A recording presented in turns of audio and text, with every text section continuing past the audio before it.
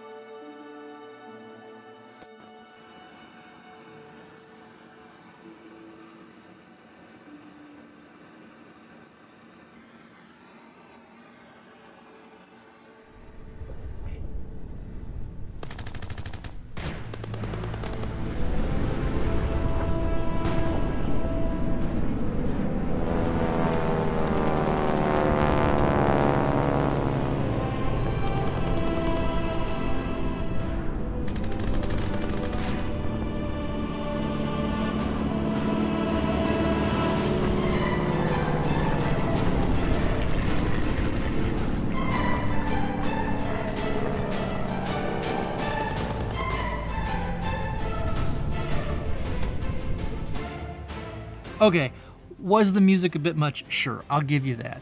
What am I gonna do? I got excited, and I think for good reason. This thing turned out great. It might even be my new favorite box build. You should probably subscribe and ring the notification bell if you don't want to miss any of my future mystery box builds. Well, I'm Jason, this is Works by Hurst. This is a Bofors 40mm anti-aircraft gun. I'll see all of you next week.